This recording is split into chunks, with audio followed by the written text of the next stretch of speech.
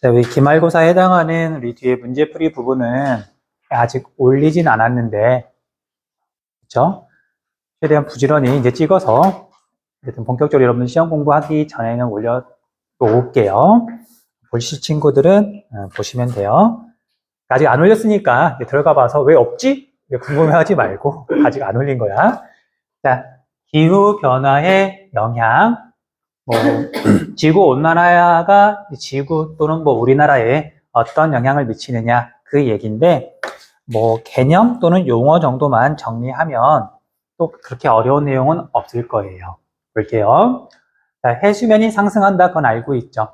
그래서 해수면이 상승하는 원인은 크게 두 가지. 하나는 극지방이나 아니면 해발 고도가 높은 곳에 있는 빙하가 녹으면 그게 바다로 흘러가가지고 바닷물의 높이가 올라가죠. 이것도 있고요. 그다음 두 번째로 물이라고 하는 건 참 신기해서 부피가 변해, 온도에 따라서, 물론 모든 액체는. 그런데 물은 언제 부피가 제일 작을까? 온도가 몇 도일 때? 정말 배웠을 텐데, 초등학교 때. 물론 그거 모른다고 사는 데는 아무 지장 없지만, 물은 4도일 때 부피가 제일 적고요. 그것보다 온도가 더 낮거나 더 높아지면 부피가 커져. 지구 기온이 올라가면 바닷물의 온도가 올라가는 거잖아요. 그럼 바닷물의 부피 자체가 커지면서 해수면이 상승하는 것도 있더라. 그래서 지구 온난화 때문에 해수면이 상승하더라. 자, 그리고 생태계가 변하게 되는데요. 극지 및 고산 식물의 서식지가 축소된다. 이건 당연한 얘기죠. 높은 곳에서만 사는 고산 식물들은 지구 기온이 올라가면, 그러니까 높은 데 산다는 얘기는 얘는 기온이 좀 낮아야 산다는 얘기잖아요. 지구 기온이 올라가면은 얘가 더 올라갈 수가 없으니까, 산의 높이는 한정되어 있으니까 당연히 자랄 수 있는 지역이 줄어드는 거고요. 그 다음에 열대 및 아열대 식물의 서식지가 늘어나고요. 그 다음에 동식물의 서식 환경에 변화가 심해서 생물들이 다양해지기보다는 보통은 줄어들죠. 자, 이제 사실 사람들은 이제 옷을 입기도 하고 난방과 냉방을 하기도 하고 해서 온도나 그런 게 좀 변하더라도 사는데 큰 문제는 없지만, 특히 식물들은 되게 섬세해서 기온 같은 게 조금만 변해도 자라지 못하게 되는 경우도 되게 많거든요. 아무튼 그것 때문에 생물의 다양성이 감소한다. 자, 이제 우리나라로 좀 좁히면, 물론 전 세계적인 내용이기도 하지만 우리나라로 좀 좁히면 이제 이런 현상들이 나타나요. 자, 먼저 계절 변화, 여름은 길어지고 겨울은 짧아진다. 당연하죠. 물론 봄, 가을은 여러분들이 느끼기에는 없어지는 것 같긴 하겠지만, 근데 우리가 기준에 따르면 큰 변화는 없고 여름과 겨울의 변화가 크더라. 자, 이건 상식이니까 그냥 알아두세요. 외우라는 건 아니고요. 여름과 겨울의 기준이 뭘까? 언제부터 여름일까? 그냥 보통은 7, 8, 9가 여름이죠. 아니, 6, 7, 8이 여름이죠. 근데 그게 월에 따라서 날씨가 바뀌는 게 아니라, 예, 보통은 기온을 기준으로 말을 하거든요. 생각 한번 해보세요. 우리가 좀 덥다고 느끼면 기온이 몇 도쯤 돼야 될까? 20도면 더운 건 아닌 것 같죠. 30도면 확실히 덥고, 한 25도쯤 되면 사람이 덥다고 좀 느낀다 그러더라고요. 그래서 하루 중에 기온이 25도가 넘어가기 시작하면 보통 평균 기온이 20도쯤 된다 그래요. 그래서 일 평균 기온이 20도를 기준으로 그걸 넘어가면 여름이라고 보통 말을 하고요. 아침에 15도, 낮에 25도. 그럼 낮에 좀 덥다고 느끼거든. 됐어요? 반대로 겨울은 0도쯤 되면 이제 사람이 춥다 느껴요. 그래서 평균 기온 5도를 기준으로 봄하고 겨울하고 또는 가을하고 겨울하고 구분을 한다 그러더라고요. 아무튼 그래서 여름은 길어지고 겨울은 짧아진다. 뻔한 얘기고요. 자, 우리 작물 변화에다가 우리 강조 표시 좀 할게요. 작물 변화에다가. 자, 여기에 붓 한계선이란 말이 나오는데, 이 한계선이라는 개념이 여기서는 학생들이 조금 헷갈려 하더라고요. 그거 좀 자세히 설명할게요. 한계선, 한계다, 여기까지다, 더는 할 수 없다, 어떤 경계를 말하는 거잖아요. 그 선을 한계선이라고 부르는데, 식물은 기후에 밀접한 영향을 받기 때문에, 밀접하게 관련이 있기 때문에 기후에 따라서 자랄 수 있는 지역이 정해져요. 자, 예를 들면 따뜻한 지역에서만 자랄 수 있는 식물들이 있어요. 또는 따뜻한 지역에서만 제대로 뭔가 수확을 할 수 있는 식물들이 있어. 대표적으로 귤. 우리나라에서 귤로 제일 유명한 데가 어디죠? 제주도잖아. 서울에서는 귤나무 없잖아. 그쵸? 그래서 귤 같은 경우에는 예를 들면은 이렇게 선을 그을 수가 있는데, 뭐 정확히 지금 여기라는 얘기는 아니고, 어쨌든 이런 식으로 선을 그을 수가 있는데, 제주도란다. 귤은 여기까지만 재배할 수 있더라. 따뜻한 지역에서 자라는 나무니까. 여기는 귤을 재배할 수가 없는 거죠. 그러면 이 선을 뭐라고 부르냐면요. 귤의 북쪽 방향. 우리나라는 지금 북반구 중위도에 있으니까 북쪽으로 갈수록 추워지는 거잖아요. 그래서 북쪽 방향으로 한계인 선이다. 북방 한계선이라고 불러요. 귤의 북방 한계선. 이제 귤은 따뜻한 지역에서 자라는 식물이니까. 그죠? 이때 그냥 방이라는 말을 생략하기도 해요. 그냥 북한계선. 됐어요? 됐어? 근데 반대로 이제 추운 지역에서 자라는 농작물이나 식물들도 있어요. 여러분들 우리가 사과라고 하는 나무는 애가 기온이 너무 높으면 이게 맛도 별로 없고 잘 안 자라거든요. 그래서 옛날에는 사과가 제일 유명했던 곳이 대구였었어요. 여러분은 부모님들한테 집에 가서 물어봐. 엄마, 우리나라에서 사과가 제일 유명한 데가 어디야? 엄마 어렸을 때 물어보면 대구라고 대답할 거예요. 그런데 지구온난화가 진행이 되고 대구도 열섬 현상이 심해지면서 그다음에 또 사과나무가 오래되면서 대구는 더 이상 사과를 재배하지 않아요. 그래서 지금은 사과로 제일 유명한 데가 충청북도 충주. 거기가 지금은 제일 유명해요. 자, 아무튼 그래서 사과라고 하는 건 이렇게 또 선을 그을 수가 있는데 예를 들면 여기서 주로 재배를 하는 거고 더 남쪽에서는 따뜻하니까 기온이 높으니까 사과가 잘 자라지 않거나 재배할 수 없더라.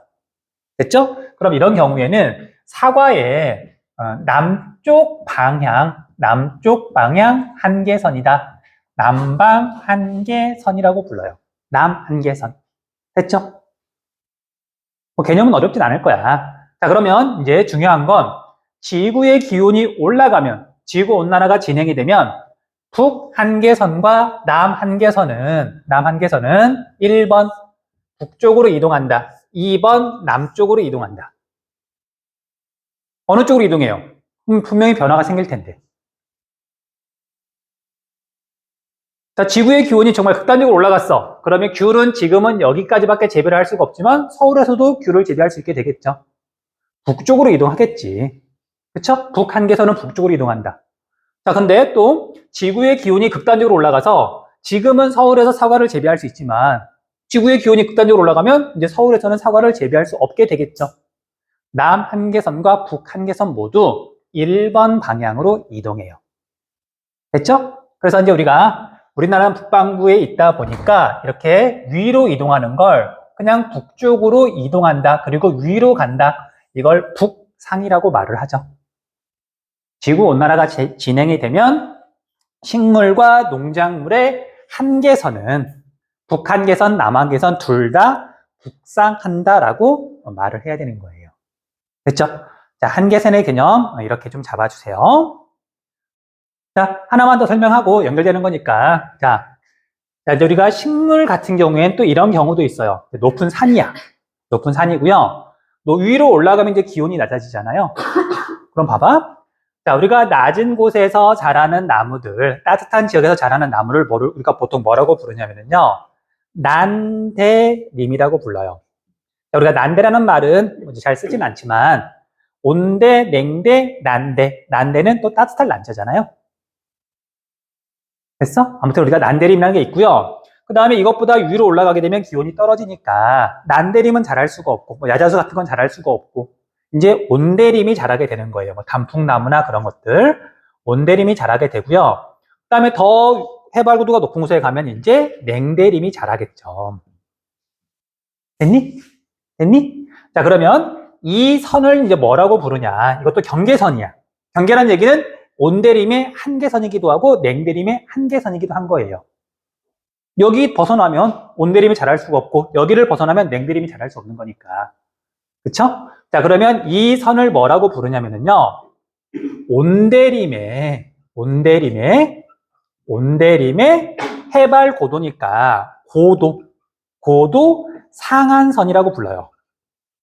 상한선. 위쪽 방향으로 한계가 되는 선. 됐죠? 고도 상한선. 근데 이건 동시에 냉대림의 고도 하한선이 되기도 해요. 같은 선이니까. 그쵸? 그러니까 고도 한계선이 된단 말이에요. 자, 그래서 지구온난화가 진행이 되면, 자, 온대림의 고도 상한선과 냉대림의 고도 하한선인 이 경계선은 1번 방향으로 이동할까? 아니면 역시 2번 방향으로 이동할까? 지구의 기온이 올라가면.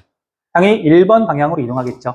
그래서 식물의 고도 한계선도 상승한다. 지구온난화가 진행이 되면 지구의 기온이 올라가면 그런 선택지들이 기출문제를 보면 나올 거예요. 됐죠? 우리 한계선, 한계가 된다. 이 개념만 알고 있으면 아마 문제를 풀 수 있을 테니까 좀 정리 좀 해주세요. 이게 지구온난화랑 관련해가지고 제일 어려운 내용이에요. 정리할 시간 줄게요. 정리하시고 다음 내용으로 들어갈게요. 자, 넘어갈게요. 네. 자, 다음 볼게요. 식생변화. 난대림의 분포 면적은 확대되고 냉대림의 분포 면적은 축소된다. 자, 우리 한반도가 이제 이렇게 있으면 이제 우리 한반도를 기준으로 하는 거니까. 자, 지금은 위도에 따라서 여기서는 난대림, 그 다음에 여기서는 온대림, 여기서는 냉대림 이렇게 자라고 있어요. 역시 북쪽으로 가면 기온이 낮아지니까. 해발 고도가 높아지면 기온이 낮아지기도 하지만 북쪽으로 가면 기온이 낮아지니까. 그런데 이제 지구의 기온이 올라가면 당연히 난대림은 더 북쪽까지 자랄 수 있게 될 거고요. 냉대림은 이제 여기서부터 자랄 수 있게 되겠죠.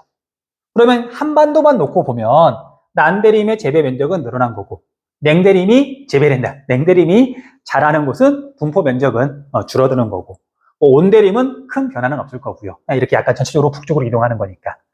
그런 뜻이에요. 그다음 동그라미 4번 기타.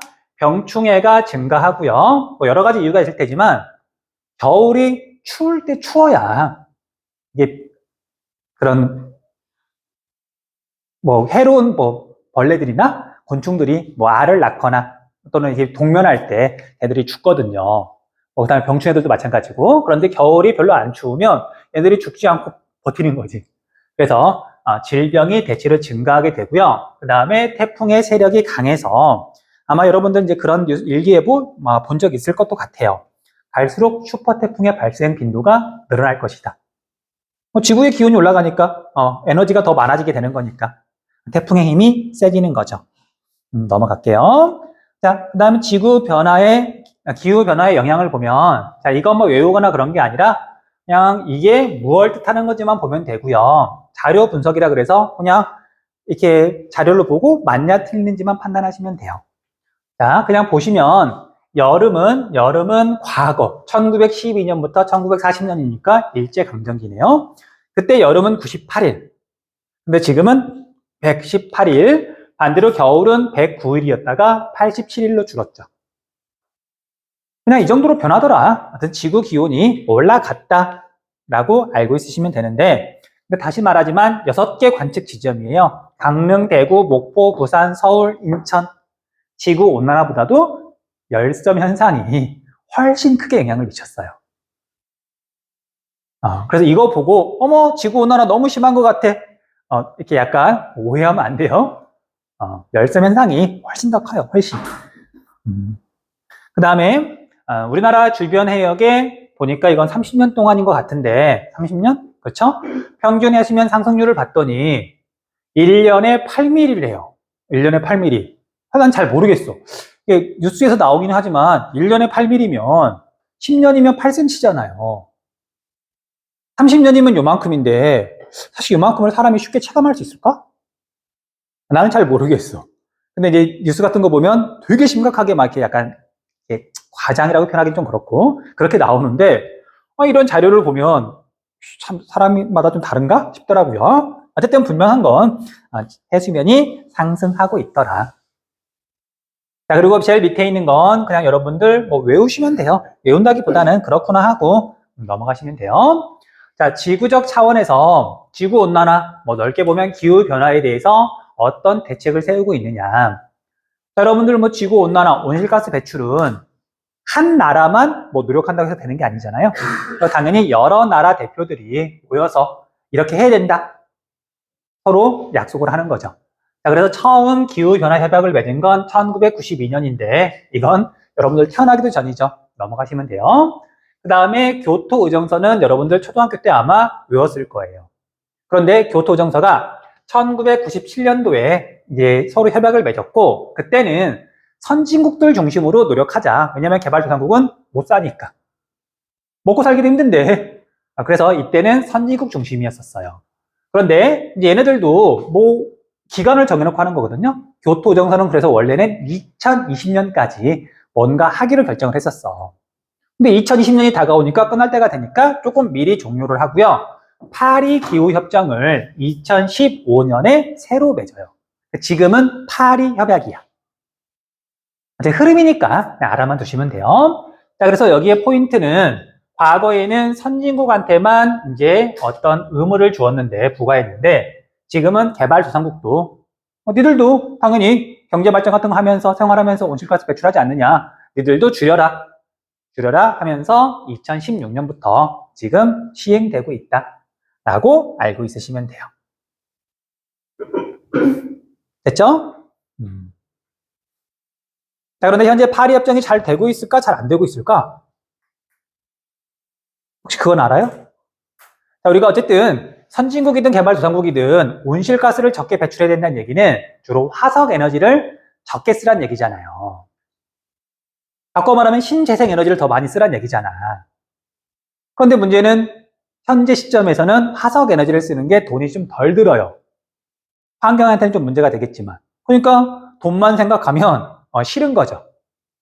그래서 몇몇 힘센 나라들이 배를 째고 있는 상황이기도 해요. 나 못하겠다. 우리나라 경제 어렵다. 그래서 실질적으로 파리 협정이 뭐 교토정서도 마찬가지예요.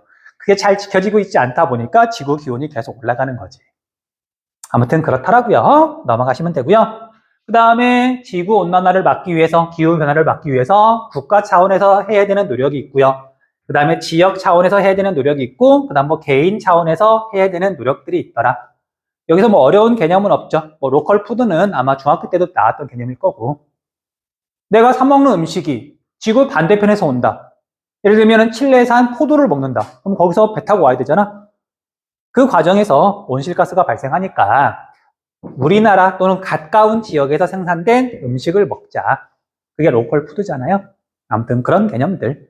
자, 여기까지 정리하시고요. 조금만 있다가 뒤에 식생하고 토양으로 넘어갈게요. 식생, 토양. 자, 여기 봅시다.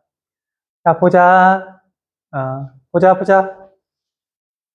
뭐 다른 얘기를 잠깐 할 건데 그냥 뭐 내 경험이기도 하고 뭐 근거가 있는 이야기예요. 이제 무슨 얘기를 할 거냐면 결국 사람이 뭐 에너지라고 해도 좋고 뭐 체력이라고 해도 좋은데 이게 조금 너무 밑으로 떨어지는 건 막아야 되잖아요. 그래서 지금 여러분들도 사실 3월달, 뭐 4월달 중간고사 보기 전까지는 보통은 긴장도 좀 하고 그래서 힘들어도 지쳐도 지친지 잘 몰라요. 사람이 긴장하면 잘 모르거든요. 근데 중간고사 끝나고 5월달 약간 이렇게 조금 이렇게 좀 긴장이 풀어지잖아. 풀어진다기보다는 뭐 9일에도 있고 밖에 나가는 것도 많고 쉬는 날도 많았고. 근데 그것과 함께 기온도 올라가고 하면서 그리고 또 습도가 높아졌어요, 최근에. 그러면 사람이 좀 힘들어지는 게 당연하긴 한데 근데 이제 사람에 따라 다른 거죠. 어떤 사람은 정말 축 처지기도 하고 어떤 사람은 그래도 어느 선 밑으로 잘 안 내려가요. 근데 이게 뭐 타고난 기질도 영향을 미치지만 자기가 그래도 쉽진 않아.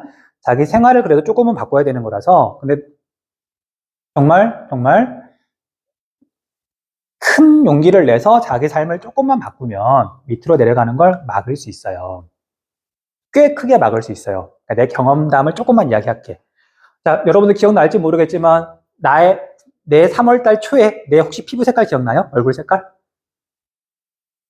기억이 잘 안 날 거예요. 날마다 보면 자주 보면 그냥 그런가 보다 하지.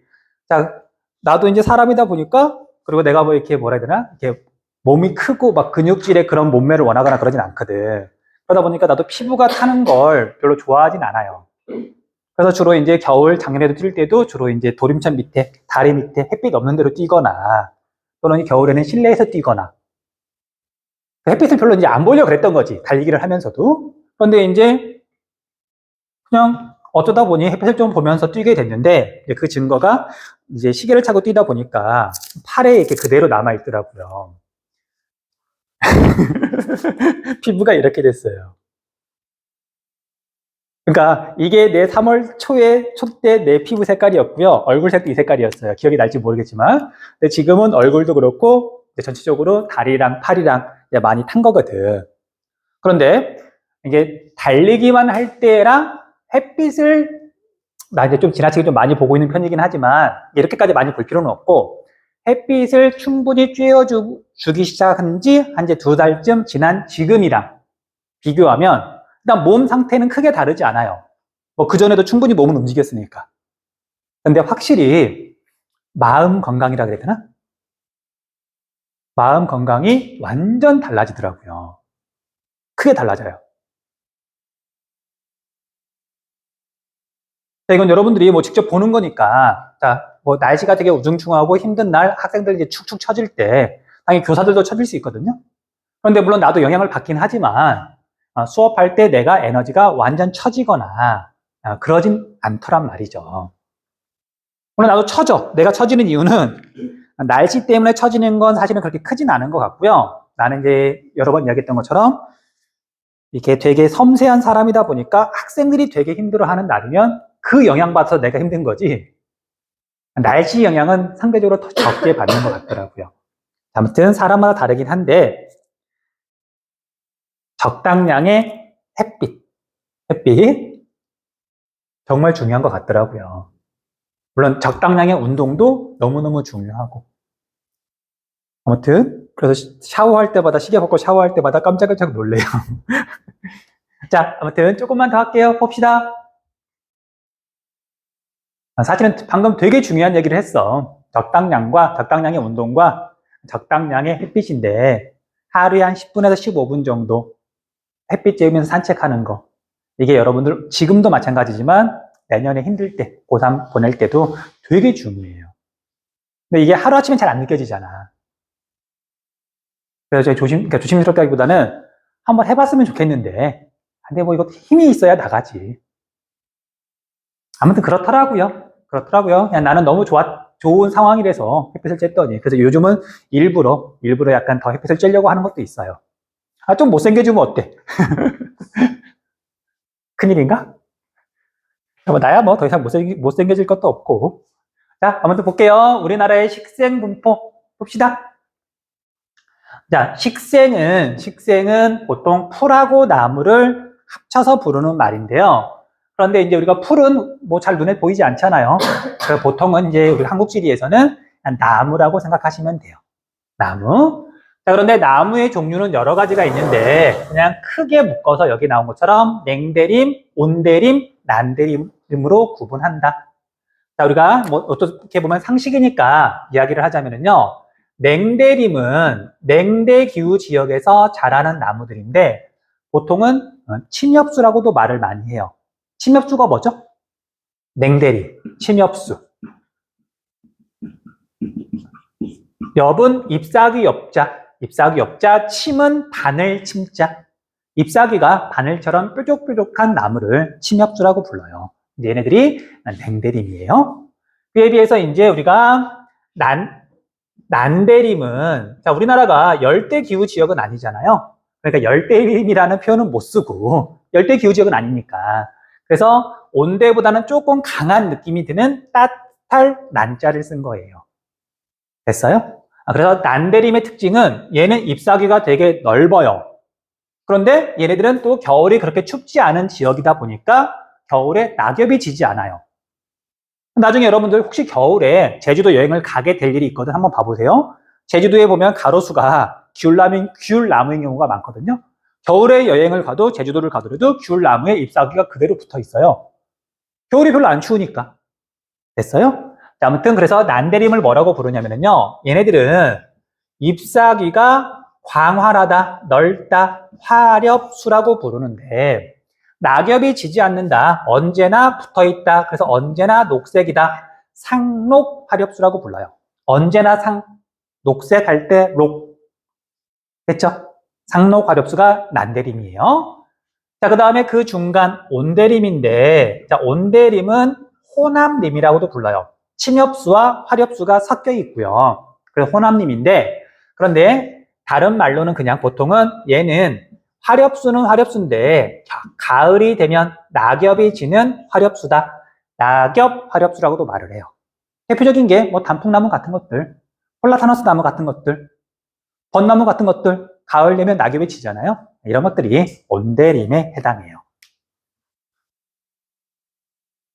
됐죠? 자, 그런데 이런 식생은, 나무는 뭐에 영향을 크게 받냐? 기온과 강수량의 영향을 크게 받아요. 기온이 낮아지면 자라는 나무가 달라지는 거고요. 그 다음에 기온이 아무리 나무가 자라기에 적당하더라도 강수량이 너무 적으면 사막 같은 데서는 나무가 자랄 수가 없는 거잖아요. 그런데 이제 우리는 한국지리를 공부하고 있고 우리나라는 전체적으로 나무가 자라기에는 강수량이 충분하기 때문에 우리나라는 오직 기온에 의해서만 자라는 나무가 달라지더라. 됐죠? 기온에 의해서만 나무가 달라진다. 자, 그런데 기온은 크게 두 가지에 의해서 달라져요. 하나는 위도.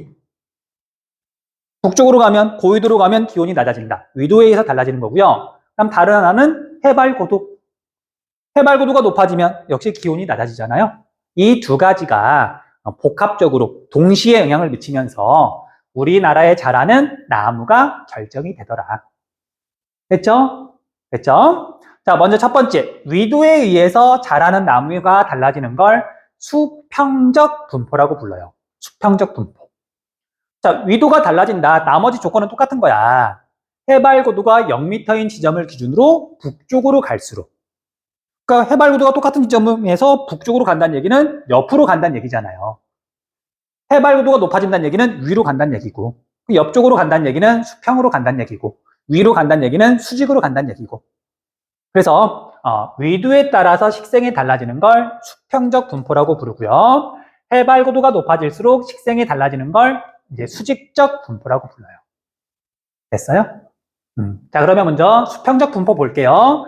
난대림은 제주도를 비롯해서 남해안과 동해안 일부, 그 다음에 울릉도까지 이렇게 난대림이 자라고 있는 거고요. 그 다음에 대부분은 온대림이고요. 자, 온대 이거 세 가지 구분했는데 뭐 구분할 필요 없어요. 그냥 온대림이야. 그 다음에 냉대림은 해발고도가 높거나 아니면 북쪽 지역에 이렇게 대마원 일대에 주로 분포한다. 뭐 그렇게만 구분하시면 돼요. 냉대림, 온대림, 난대림. 경계선 어디쯤인지 그건 몰라도 상관없고 굳이 어쨌든 냉대림, 온대림, 난대림이 있다. 자, 이렇게 설명하면 학생들이 좀 궁금해하는 학생들도 있더라고요. 아니 선생님, 울릉도는 눈이 되게 많이 내린다 그러는데 난대림이 잘하네요? 왜 그러죠? 난대림은 따뜻한 얘기인데 비 내리는 거 아니에요? 자, 울릉도를 보면은요, 해발고도가 여기 봐봐, 이게 성인봉이라고 되어 있는데 해발고도가 거의 1000m쯤 돼요. 성인봉이 울릉도에 있는 성인봉이거든요. 그래서 눈은 주로 해발고도가 높은 나리 분지나 그런 데 몽땅몽땅 내리는 거고요. 울릉도 해안가 지역은 비도 많이 내려요. 해발고도가 높다 보니까. 그리고 난대림이 사는 건 울릉도의 낮은 부분, 높은 데는 난대림이 아니라 온대림이나 이제 그런 나무들이 사는 거고요. 됐죠? 자, 아무튼 수평적 분포 이야기했고요. 자, 수직적 분포 볼게요. 수직적 분포. 자, 수직적 분포는 해발고도가 0m인 지점을 보면은 일단 여기서는 이미 온대림이고 여기서부터 난대림이 지금 자라는 거죠. 지금 여기만 해발고도 0m 있는 지점만 놓고 보면 수평적 분포인 거잖아. 그런데 이제 수직적 분포라는 건 어쨌든 한 지점에서 해발고도가 높아지면서 어떻게 변해가느냐. 자, 한라산을 봤더니 난대림, 온대림, 냉대림. 그쵸? 그런데 보면 백두산은 해발고도가 더 높은데 여기는 온대림, 냉대림 끝. 그래서 뒤에 가면 이제 문제를 보면 어떤 선택지가 많이 나오냐면요. 우리나라에서 식생의 수직적 분포가 제일 다양하게 나타나는 곳. 어디일까? 백두산이 아니라 한라산이다. 왜냐면 백두산은 기본적으로 북쪽에 있다 보니까 난대림 같은 게 없잖아요. 그러니까 위로 올라가면 그냥 온대림, 냉대림 끝. 근데 한라산은 난대림부터 냉대림까지 쭉 나타나니까 기본적으로 따뜻한 지역에 있으니까 네, 그거 좀 물어봐요. 식생의 수직적 분포가 제일 다양한 곳은 한라산이다.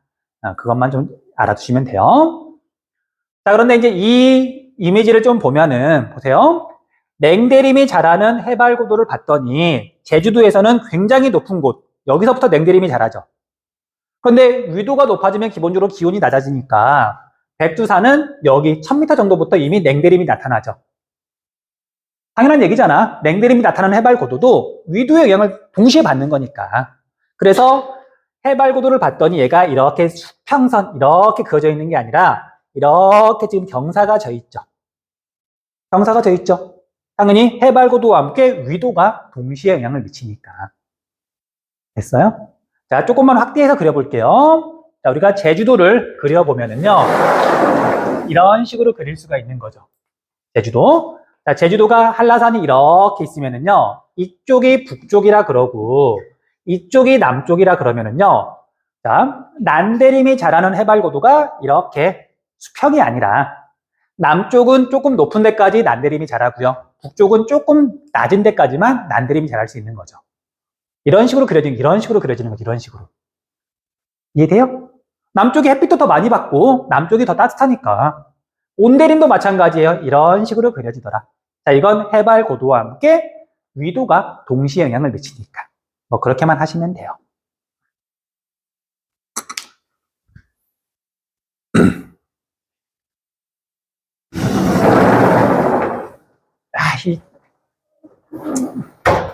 원래 나의 그 원대한 광대한 그 계획은 토양까지 끝내는 거였는데 토양은 다음 시간에 할게요.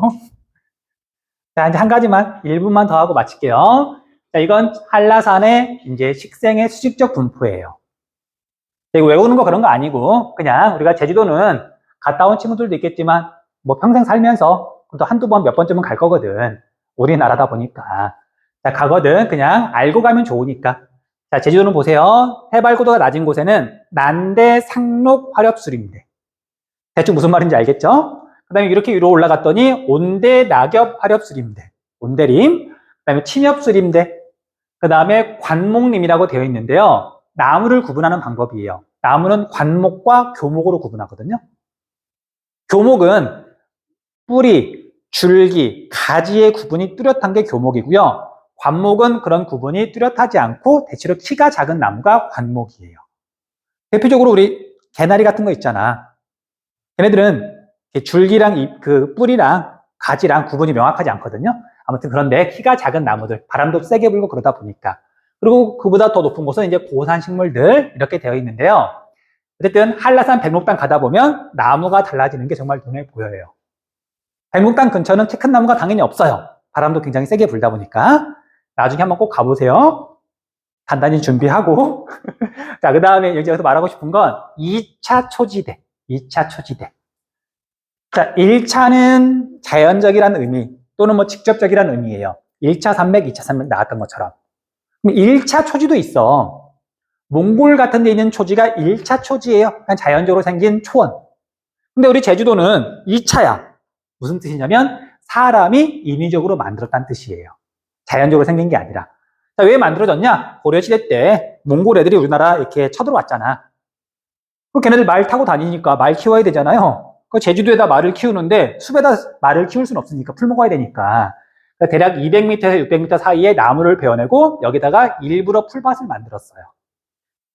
그러면 제주도에 가면 보이는 이제 목장들 같은 거 있잖아. 그건 자연적으로 만들어진 풀밭이 아니라 고려시대 때부터 일부러 사람이 만든 그냥 풀밭이다. 2차 초지라고 부른다. 됐죠? 자, 오늘은 여기까지 하고요. 다음 시간에 여기 식생과 인간 활동. 여기 끝내자. 여기. 자, 농지 개간 뭐 이런 것들에 의해서 식생이 파괴되고 있고요. 조림 사업은 나무를 키우는 거, 심는 거. 그 다음에 경제림은 이왕 나무 심을 거, 경제적으로 가치가 있는 거 심자. 그런 의미잖아요. 이건 뭐 시험에서 물어보는 내용 아니고 뻔한 거잖아.